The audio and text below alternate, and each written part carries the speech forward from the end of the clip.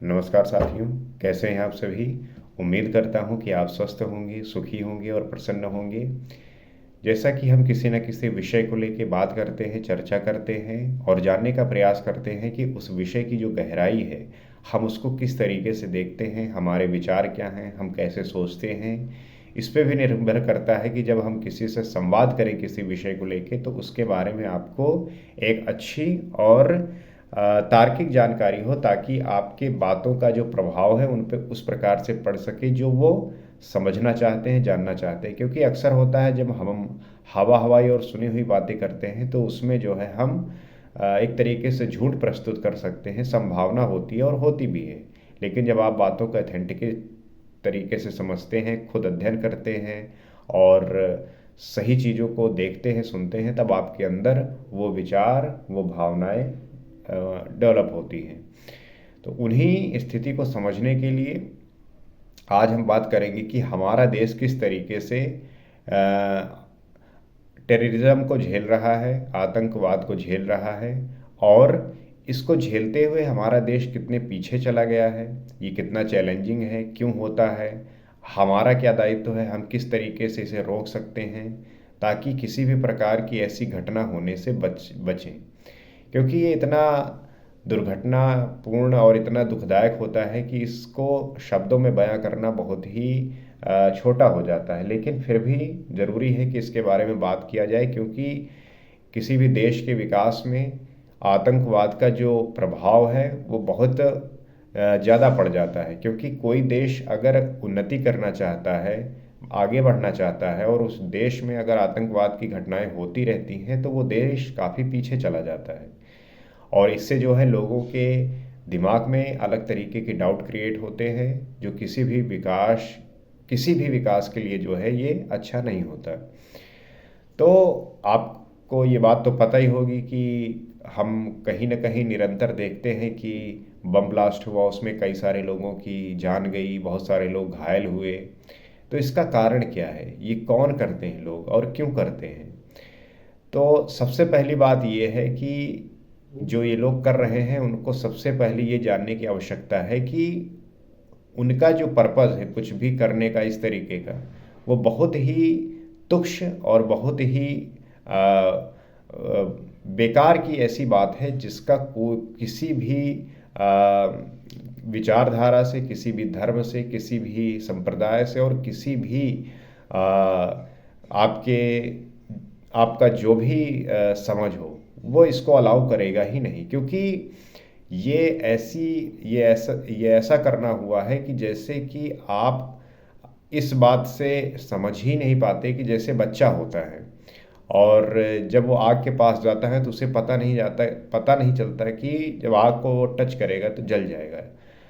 उसी प्रकार ये भी है कि आपको इस बात का समझ ही नहीं है कि जो आप कर रहे हैं वो कितना ही नुकसानदेह है, कितना ही घटिया बात है और कितना ही बुद्धजिली का बात है कि आप ऐसा काम कर रहे हैं, ऐसा कार्य कर रहे हैं जिससे एक निर्दोष, एक आम जनता के जो आम जनता है उस वो जो है परेशान होती है, उसका जो है उनको वो जो है इससे भुगतते हैं, परेशान होते हैं।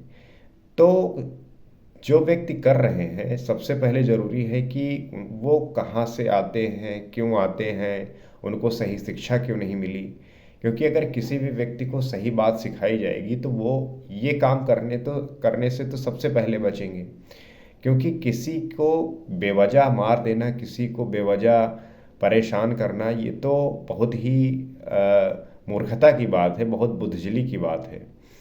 तो आपको पता ही कि हमारा देश जो है वो सेकुलर है, और हम यही प्रयास करते हैं कि यहाँ पे जो हर एक धर्म है, हर एक संप्रदाय है, किसी भी विचारधारा के लोग हैं, वो शांतिपूर्वक और आराम से रहें। लेकिन आपको पता है कि किसी देश की जो सुरक्षा है उसमें सेंध लगाने वाले बहुत ऐसे बाहरी लोग होते हैं या अंदर ही होते हैं, जो इसके बीच में रोड़ा बनते हैं, इसको खराब करने की कोशिश करते हैं। क्योंकि अगर किसी भी देश में शांति है, सभी लोग संतुष्ट हैं, अपना कार्य कर रहे हैं, तो उस देश का जो विकास है वो बहुत तेज़ी से होता है। लेकिन जो हमारे दुश्मन हैं, जो हमारा हम जो हम ये चाहते हैं कि ये देश आगे ना बढ़े, तो ऐसे व्यक्ति जो है ऐसे बेकार के काम करते हैं।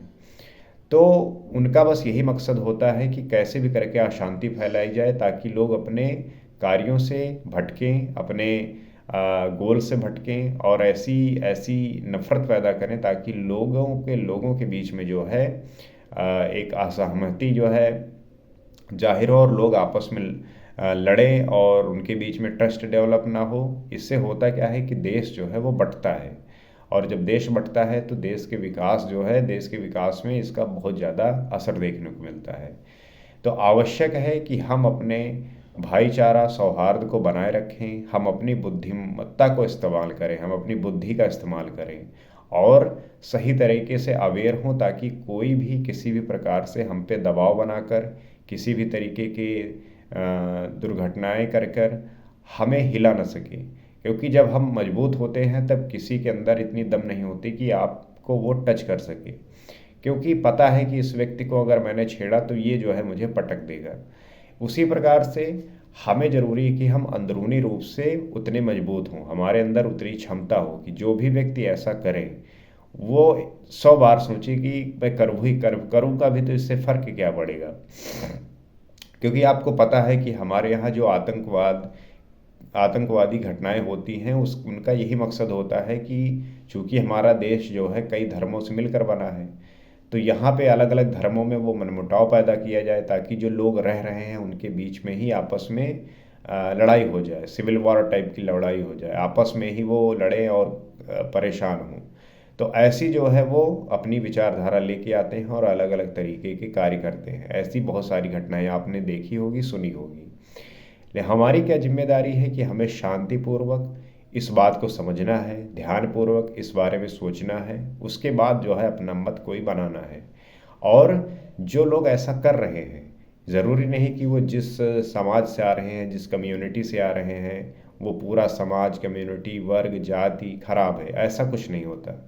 वो ऐसे कुछ अनावश्यक एलिमेंट होते हैं जो अपनी बुद्धिमत्ता को खो चुके हैं, उनके अंदर किसी भी प्रकार की बुद्धि है नहीं कि जो कर रहे हैं वो मानवता के कितना खिलाफ है। तो बस यही ज़रूरी है कि उन्हें आइडेंटिफाई किया जाए और आइडेंटिफाई करके उनको जो है एक उन्हें जो है पनिशमेंट दिया जाए ताकि वो सीख सकें और ये समझें कि जो उन्होंने किया है वो अबोध की स्थिति में किया है, अज्ञानता की स्थिति में किया है। अब इसका जो है प्रभाव क्या पड़ता है? सबसे ज़रूरी बात ये है कि किसी भी देश में अगर इस तरह की घटनाएं जब होती हैं तो जो फॉरेन रिजर्व है, अर्थात जो बाहर की कंट्री की कंपनीज़ हैं, वो एक बार आने के पहले सोचती हैं कि मान लीजिए मैंने वहाँ पे ट्रेड स्टार्ट किया, वहाँ पे अपना जो है कुछ बनाया, तो उसमें ये भी डर रहता है कि कहीं उस चीज़ को नुकसान ना हो जाए। तो इस प्रकार से भी लोगों के मन में ऐसे ख्याल आते हैं। और सबसे बड़ी बात यह है कि किसी भी देश के विकास में ज़रूरी है कि वहाँ के जो लोग हैं उनके बीच में इस तरीके का भेदभाव ना हो। क्योंकि आपको पता है जैसे अमेरिका है, वहाँ पे सिक्योरिटी के लोग की इतना बर्डन है ही नहीं, तो वो क्या करते हैं कि इन्वेस्टमेंट पे डेवलप करते हैं, इंफ्रास्ट्रक्चर पे इन्वेस्ट करते हैं और अलग अलग तरीके के स्पेस और टेक्नोलॉजी में इन्वेस्ट करते हैं। तो वो अमेरिका जो है आज इस तरीके से अमेरिका बना है। अगर वो भी आपस में लड़ रहे होते, जैसे वहाँ पे ब्लैक एंड वाइट का जो है कॉन्फ्लिक्ट होता रहता है, परंतु अब वो इतने अवेयर हैं, इतने समझदार हैं कि वो जो है ये बैरियर पार कर चुके हैं। लेकिन अभी जो डेवलपिंग कंट्री हैं जैसे इंडिया है, तो यहाँ पे अभी लोग इतने समझदार नहीं हुए कि वो इस बैरियर को प्राप्त कर चुके हों। तो वो इसी बैरियर में जो है बने रहते हैं और इस बैरियर में रहकर वो चीज़ें पार नहीं जा पाते। तो ज़रूरी यही है कि हम इस चीज़ को समझें और इससे जो है ये समझने की कोशिश करें कि कुछ ऐसे एलिमेंट हैं, कुछ ऐसे लोग हैं जिन्होंने इस संसार को बहुत नकारात्मक तरीके से देखते हैं। उन्हें लगता है कि मेरे द्वारा किए हुए कार्य से, मेरे द्वारा किए हुए हरकतों से जो किसी भी देश के जो लोग थोड़ा नासमझी का प्रदर्शन करते हैं, थोड़ा सिविक सेंस भी इस चीज़ को लेके कम रहता है, तो उनके बीच में एक तरीके से आक्रोश उत्पन्न हो, एक भेदभाव उत्पन्न हो। तो जब किसी भी देश को बांटना होता है, किसी भी परिवार को तोड़ना होता है, तब उसमें आप एक कॉन्फ्लिक्ट डाल दीजिए, भेद डाल दीजिए। वो जो है आपके इस तरीके के प्रभाव से प्रभावित होकर अपनी जो बुद्धिमत्ता है, अपनी जो निर्णय लेने की क्षमता है, वो व्यक्ति भूल जाता है। तो आवश्यक है कि हम इस बात को ध्यान में रखें और ध्यान में रखते हुए ये बात समझें कि इसका प्रभाव किस प्रकार से पड़ता है।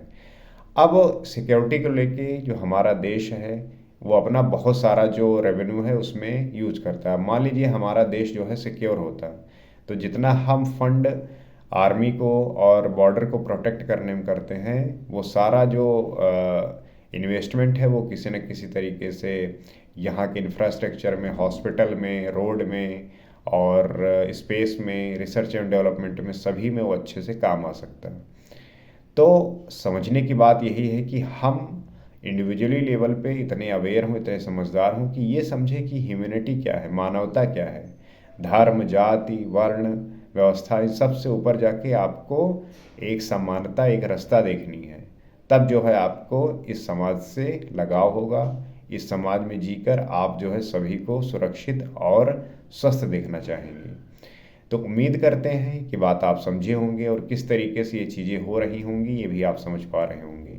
आपका क्या सुझाव है, आप क्या समझते हैं, आप भी शेयर करिए, बताइए। और आपको पता है कि निरंतर हम इसी तरीके के वीडियो लेकर आते हैं, कुछ ना कुछ बात करते हैं, समझते हैं। तो अगर आपको ये लगे कि हाँ इन बातों को हम समझकर, सीखकर, चीज़ें अपने तरीके से भी सोचकर कंबाइन करके एक अपना पॉइंट ऑफ व्यू बना सकते हैं, ताकि किसी भी बात और संवाद में अपने बात को बड़ी गहराई से रख सकें और आपकी बातों में वो सत्यता झलक के आए। तो इस तरीके से आप अपनी चीज़ों को बदल सकते हैं, परिवर्तित कर सकते हैं और इस राह में आगे बढ़ते हुए जीवन को बहुत सुखी बना सकते हैं। इसी आशा के साथ अगले एपिसोड में आपसे फिर मुलाकात होगी। आज के लिए इतना ही। नमस्कार।